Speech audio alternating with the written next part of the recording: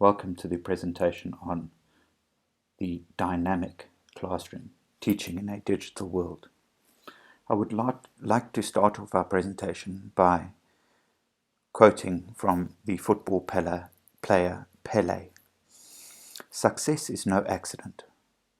It is hard work, perseverance, learning, study, sacrifice, and most of all, love of what you are doing or learning to do. A digital classroom is a natural extension of a physical classroom. An essential feature of the digital classroom is the control of device and the workflow. These two elements are critical to success. This afternoon's presentation will focus on three areas within the dynamic classroom. Firstly, the research by Andrew Fuller looking at the Get It model of teaching.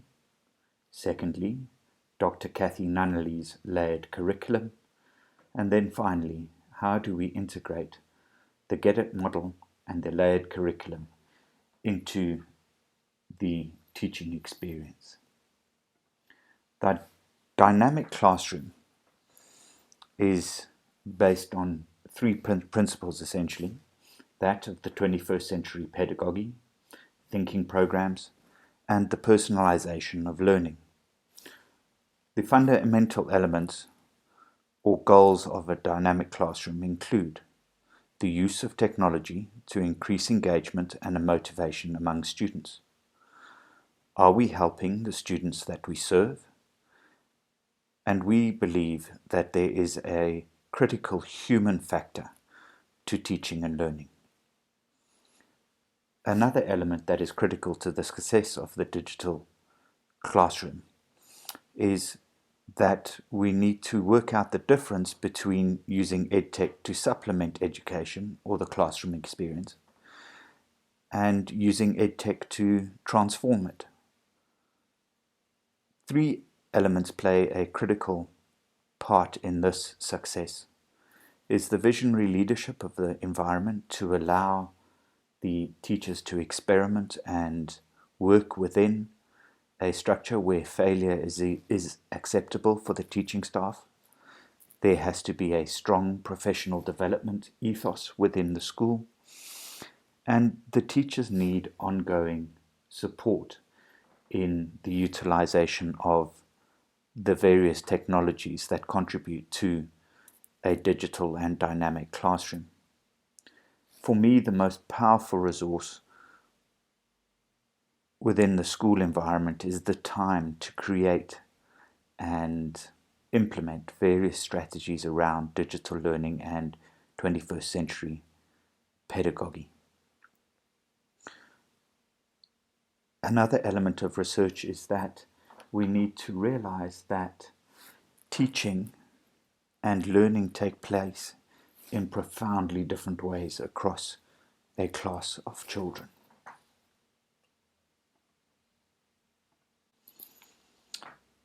Andrew Fuller's Get It model of teaching is based on 10 years' worth of practical research in classrooms within the Australian environment.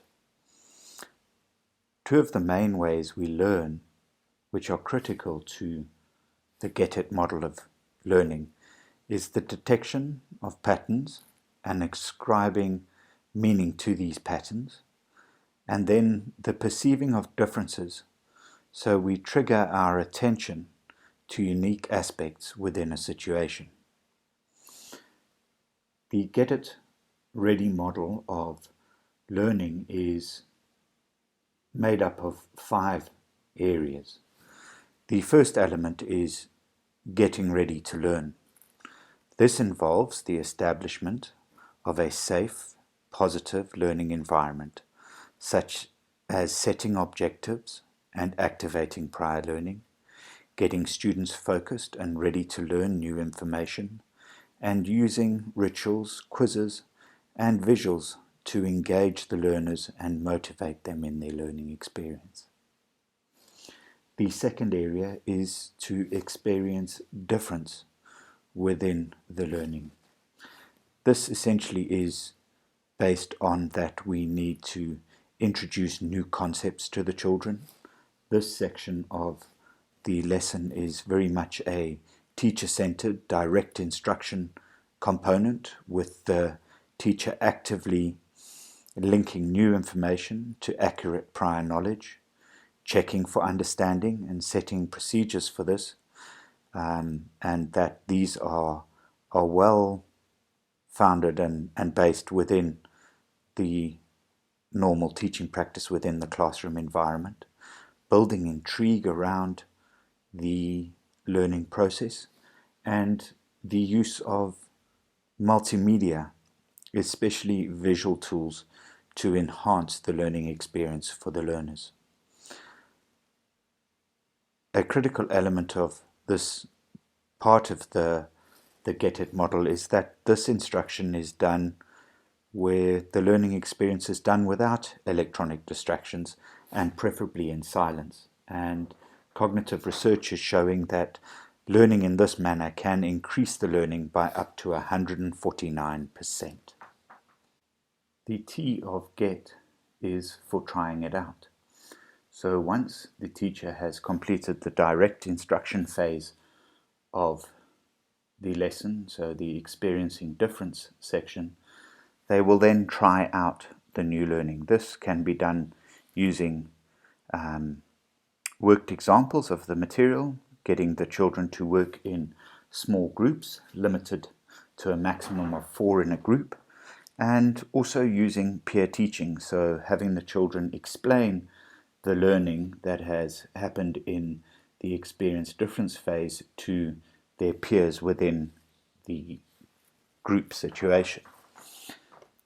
The I section of Get It is based on the process of information processing, and within this section the teacher will assist the children to reinforce the links between the prior knowledge and the new knowledge, and this assists with the development of understanding and meaning and promotes the storage of this information in the long-term memory. A critical element of this is the organization of this knowledge. The use of note-taking or sketch-noting, paraphrasing, and summarizing of information occurs within this phrase. This moves the information from knowledge to a phase where the pupils can make a judgment and therefore demonstrate understanding on the new knowledge that has been gained. The final phase of the Get It model involves the application of learning to a variety of settings. This takes judgment and understanding into the realm of application, problem solving, creativity, and further on the demonstration of wisdom. Students within this section prove that they have learnt what has been taught to them. The whole aim of the Get It model is to know what to do and when to do it, to keep the children engaged in the learning process. A sound model for the Get It model of learning is to use a backward design process within prep and planning for teaching using this model. And it is critical to remember that effective learning is about using the most powerfully positive teaching methods at the optimal moment within the teaching process. The T stands for what do I want? So we need to have a look and say, at the end of the lesson, what do I want the children to be able to show me to demonstrate their understanding within the lesson? The I looks at the organizing, the consolidation, the retention, and the retrieval of knowledge and information. A critical element in this process is the ability for learners to take notes and summarize. Effective summaries involve students deleting some information, substituting some information, and keeping some information. Students therefore needed to learn how to analyze information at a fairly deep level. Of critical importance is the ability to take notes. verbatim note-taking is perhaps the least effective way to take notes.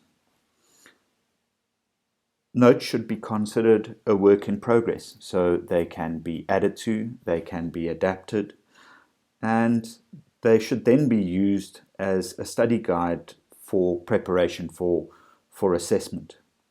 A critical element is that the more notes and sketching and preparation that the children complete during the learning process, the better for the learning. Note-taking is a skill, and mastering a skill requires a fair amount of time and practice. The children can use graphic organizers and graphic representations of the information. They can create 3D physical models, first of all using recyclable material or materials, and then eventually possibly moving on to 3D printing. They can also generate mental pictures and infographics, as well as using a popular tool called sketchnoting. The T involves the guided practice, and this would involve worked examples in small groups to practice the new concept or skill that has been taught.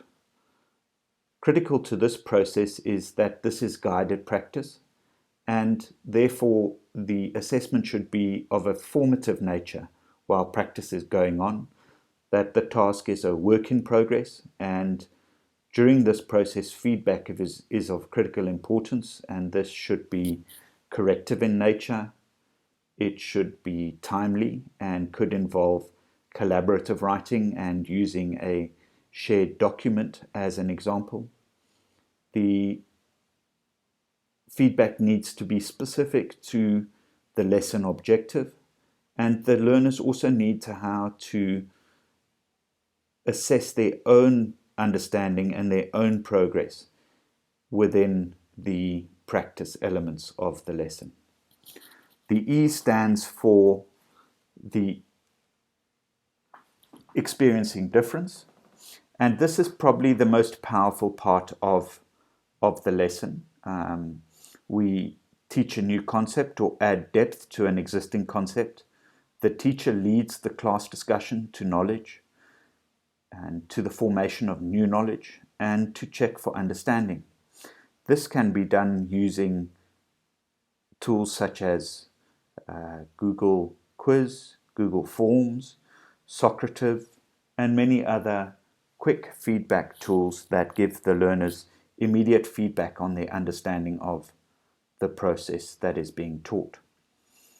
Getting ready to learn means that we need to use the learners, we need to amuse the learners, we need to enthuse the learners, or we face the possibility of losing them right at the beginning of the lesson. These should involve visual clues and concepts. They should involve social interaction. There should be an element of challenge within this section of the lesson, and a critical element is involving the children in some kind of active problem solving. All of these activities are shown to increase the dopamine levels within the learner, which then makes the next section of learning, as we work forwards again, the experiencing difference, to be all the more powerful as a learning instrument. The layered curriculum has been developed by Dr. Kathy Nunnally, who is based in the United States and has a particular interest in teaching and learning and the relationship that teaching and learning has to the activity of the brain and the neuroscience of the brain. The layered curriculum is based on three elements or premises, and the first element is that of student choice. Here the premise is that the teacher shares with the students what a particular learning objective is, and then offers them a choice in how they learn that objective. Really what the curriculum in this area says is, what does the student need to learn? What is it they need to know or be able to do? And this for the majority of cases, can be found within the standard school curriculum. The second premise or element of the layered curriculum is moving toward increasingly complex thinking, or encouraging higher levels of thinking. This is accomplished by relating the grade or the mark the student earns on an assignment or a unit of study to the depth of their learning and their ability to demonstrate their understanding of the material being covered. This really needs to be stressed that we are saying more complex thinking, not more complex assignments. The third element of the layered curriculum is that of student accountability. And this really means for us that the teacher needs to hold students accountable for the actual learning. This gets to the very heart of the education process and is an imperative within the education process rather than merely the collection of marks. The important key of this part is not that you talk to your students, but you hold them accountable for their actual learning. If you keep this in mind, you will discover that there are a lot of ways to hold students accountable that are not necessarily based on a mark or a result, but rather the process of learning and finding a variety of opportunities for a child to demonstrate their understanding of the material and how they have grappled with applying that material within a problem-solving situation. The layered curriculum discusses moving children from lower order thinking skills toward higher order thinking skills or more complex thinking. The majority of our research on how we base questions and how we interpret questions is based on Bloom's taxonomy. I particularly like this chart demonstrating the various levels of Bloom's, which has gone to adding the 7th level or eighth level, that of sharing, especially within the digital context. So as we set assignments using both the layered curriculum and the Get It model of teaching, we need to look at how do we take the information transfer and the elements of information processing and work within the Bloom's taxonomy such that the children start to move toward the elements of conceptualizing, evaluating, creating, and once they have been able to think and hypothesize around their work, that they then are able to create content that they are able to share within a platform that is appropriate for their age group. The dynamic classroom involves the integration of the Get It model of teaching and learning, as well as a layered curriculum approach to teaching. This slide shows a 2-week cycle of teaching and learning with a global overview of an English classroom, which includes the components within the curriculum, so the listening, the reading, writing, language, and then extension activities which the children are required to complete.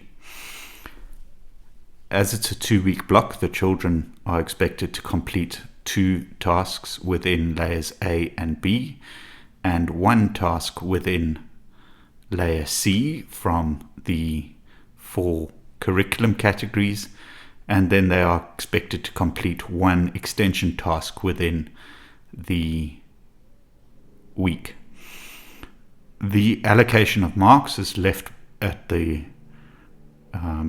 bottom of the schedule showing their marks, and children are allowed 2 strikes within the week, so that should they find their workload is too great, they can then take the option to strike an activity so that they can keep up with the workload, therefore limiting their stress and anxiety around learning. Explicit teaching time or direct instruction, specifically the second section of the Get It model where we experience difference, is listed at the bottom under teaching time. So there will be teaching time of 30 minutes on 2 of the days, and a 15 minutes of teaching time on language on the other day within the week. Each lesson where there is explicit teaching and direct instruction is recorded and converted into podcasts or video scribes, or using a recording tool so that the children can access their learning and the explicit instruction lessons through a classroom portal.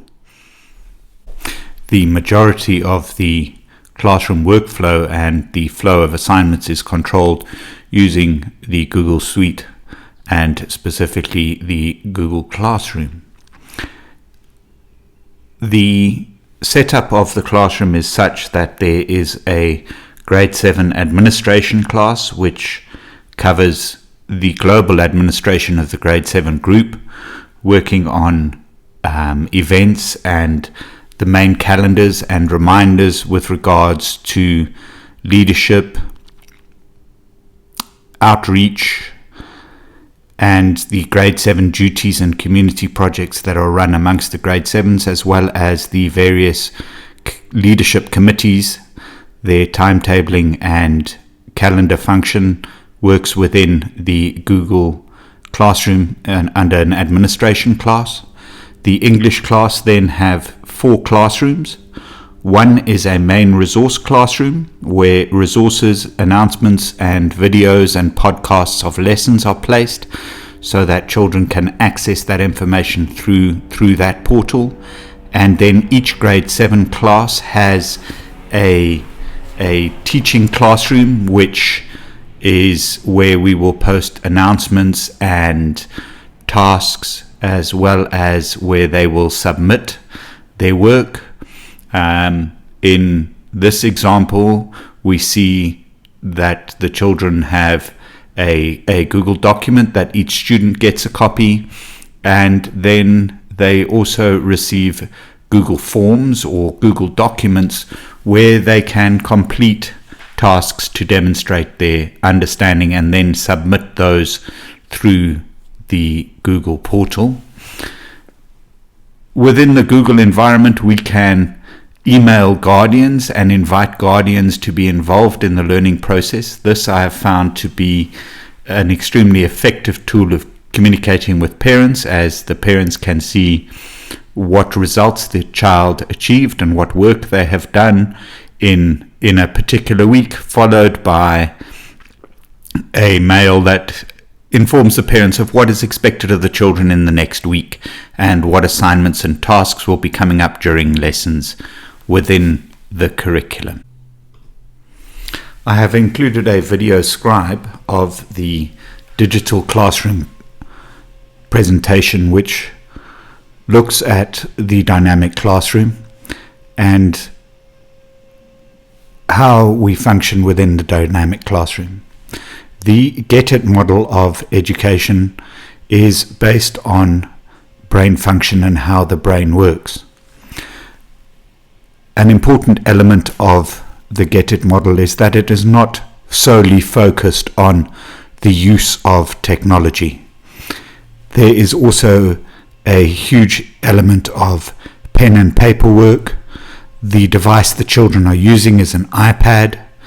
The children are allowed a choice of application in order to complete work, and often I will find within the layered curriculum tasks that the children would rather work in pen and pencil than to work within device, often taking photos of the work that they have concluded. The planning and layering of the curriculum content is essential in order to ensure that each child does have a personal homework program. The system is based on the premise that we are not going to do homework. However, it is essential that the children carry on with a comprehensive reading program. Note-taking forms a critical element within the classroom and the children's ability to take notes, as well as the use of study skills and a variety of study skills, as well as the integration of visual thinking within the classroom.